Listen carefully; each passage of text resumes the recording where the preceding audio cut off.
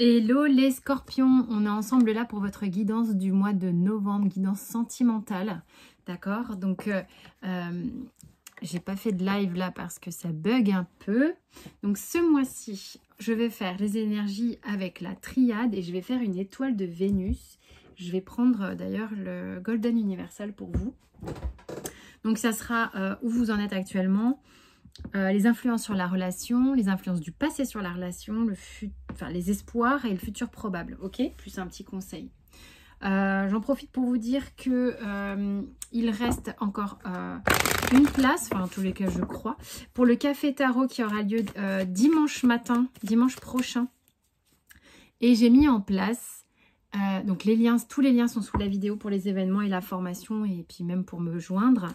J'ai mis en place une soirée oracle, d'accord, qui aura lieu jeudi 9 décembre. Donc les réservations sont maintenant ouvertes. C'est parti les scorpions sentimentales, novembre.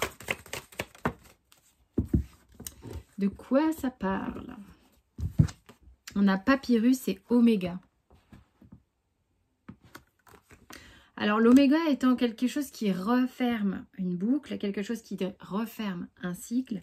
Et le papyrus est quelque chose qui démarre l'un devant l'autre. Comment dire? Donc déjà, ok, il y a la vibration du 5 et une notion de mouvement. On vous dit que pour bouger, pour démarrer quelque chose, il va falloir clôturer quelque chose. D'accord? Donc j'ai le mouvement ici et ici j'ai la clôture. Il n'y a pas 50 solutions, c'est-à-dire quelque chose que vous vouliez démarrer ou projeter a peut-être besoin d'être vu dans son ensemble. Vous avez besoin de faire le tour du projet, le tour de la situation pour éventuellement aller plus loin. Quoi qu'il en soit, ici on vous dit que pour bouger, moi c'est ce que je ressens avec cette coupe, pour bouger, il va vous falloir passer du négatif vers le positif. Bon, c'est sympa à dire, hein. Mais il y a un truc une page à tourner, quelque chose à faire bouger. Là, peut-être que vous n'avez pas mis fin à quelque chose et vous ne comprenez pas pourquoi ce que vous entamez actuellement n'avance pas. Mais il y a quelque chose qu'il faut terminer, il y a quelque chose qui n'est pas terminé. On a ça en d'autres decks. Avez-vous l'impression peut-être de devoir abandonner quelque chose pour démarrer autre chose? Qu'il y a quelque chose qui n'est pas évident pour vous, qui vous fatigue, qui vous met pas bien, qui vous rend triste? Pour moi, cette carte est vachement reliée à la blessure d'abandon. Mais il y a peut-être quelque chose que vous savez consciemment ou inconsciemment qui vous bloque dans l'avancée, peut-être de la relation. Vous n'avez peut-être pas fait le deuil de quelque chose. Ok. Ou vous avez peut-être besoin de faire le deuil de cette relation, je ne sais pas. Mais bon, on va aller voir novembre, scorpion.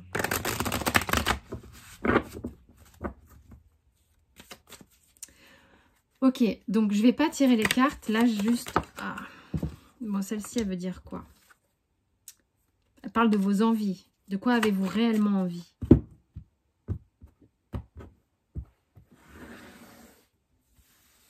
En face de quoi êtes-vous exactement? Alors, où en êtes-vous actuellement dans la relation? Les influences maintenant. Celles du passé. L'espoir et le futur probable. Alors, voyons de quoi ça parle. Et si ça vous parle. Vous en êtes ici, actuellement. 5 de denier. 5 de denier, c'est... ça revient un peu au dos de deck que j'avais avec la triade ici. C'est le côté, merde, putain, j'ai rien là, qu'est-ce qui se passe? Pourquoi on m'a laissé là sur le travers de la route? Pourquoi j'en suis là? Pourquoi il fait froid? Pourquoi je galère? Pourquoi sentiment que... C'est vraiment le sentiment d'abandon pour moi, le 5 de denier. Hein. Est-ce que tu as laissé quelque chose derrière toi qui fait que tu te sens pas bien? Je sais pas, il y a une notion ici que... il y a quand même une sensation de solitude vis-à-vis d'un événement.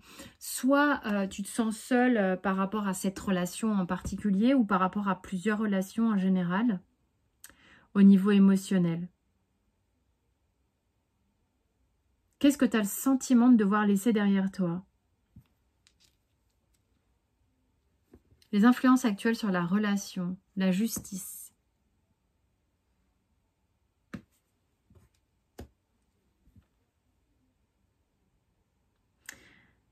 Il y a... Alors, il y a... Avec la justice, j'aurais pas à devoir dire ça, mais c'est presque faire un choix. À un moment donné, avec la justice, si tu tranches, tu tranches quoi? Tu tranches quelque chose, donc tu fais un choix aussi. Il y a le fait de se retrouver comme ça en balance,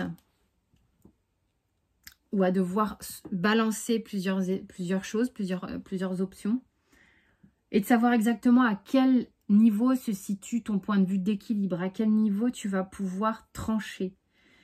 Peut-être quelqu'un d'autre qui doit trancher pour toi, parce que ce sont les influences actuelles sur la relation. En tous les cas, il y a cette idée de où est-ce qu'est le parfait équilibre.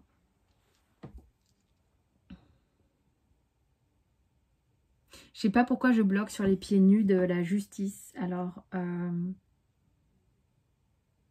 il y a comme un sentiment de vulnérabilité avec ses pieds nus. Elle est pourtant complètement vêtue et il y a ses pieds qui sont nus comme ça. Tu as presque envie de lui dire, mais range tes pieds.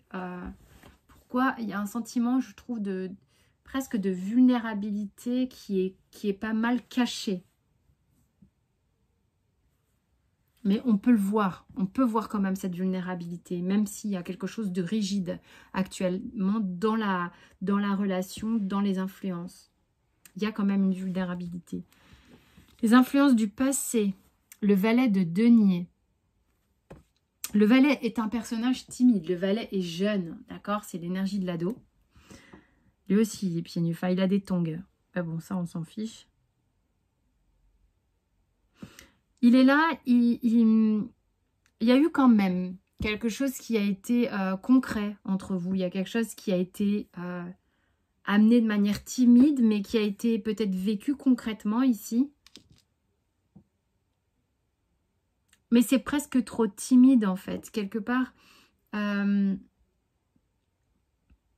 Tu sais, quand je disais tout à l'heure, ça démarre et puis ça retombe, le côté un peu soufflé. C'est presque trop timide et du coup...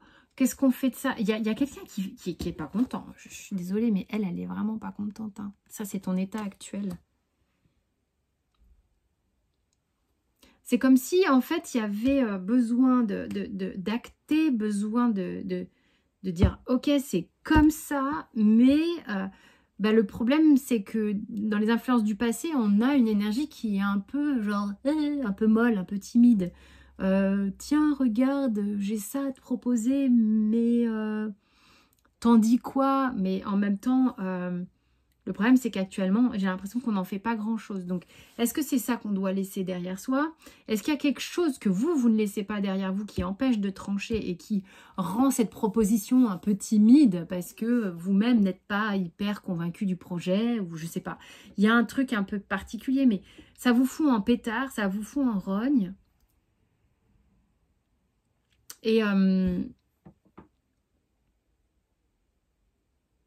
y a quelque chose qui... Vous êtes soit en colère contre vous, soit en colère contre cette personne parce que vous avez l'impression qu'il se passe que dalle. Et en même temps, c'est peut-être aussi de votre faute s'il se passe que dalle, hein, j'ai envie de dire. Je sais pas. Vous voyez comment ça vous parle. Mais il y a une notion de... ça coince, c'est un peu mou.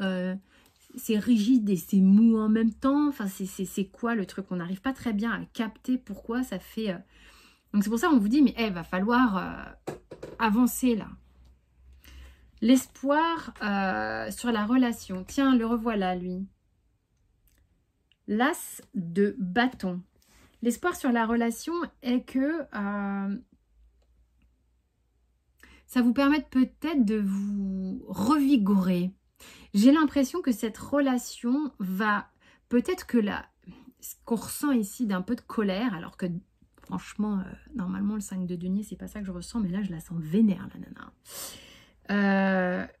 va vous dynamiser. C'est-à-dire que de voir que c'est un peu ventre mou, ça va vous foutre de la patate, quoi. Ça va sans doute vous donner envie d'être dans une forme d'action. C'est un petit peu ce que je ressens. C'est, je reprends vie là, c'est bon. Moi, je suis là, moi, je sais ce que je veux. Et puis, merde.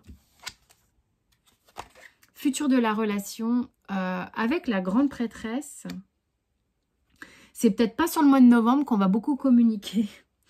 Le futur de la relation, j'aurais envie de vous dire...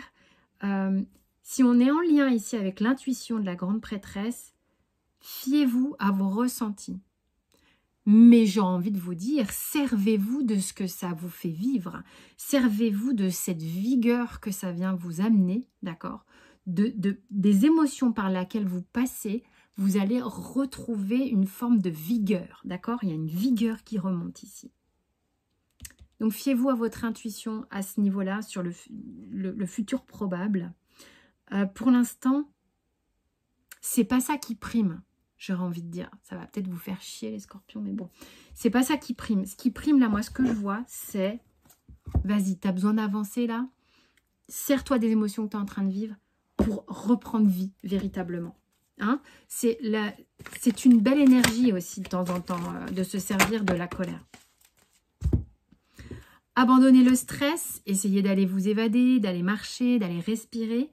Pensez à vous reposer. Hein. Calmez la machine mentale, pensez à vous reposer. Ce n'est pas question de chercher systématiquement une solution. Non, vivez les émotions, servez-vous-en pour les transformer. Ok?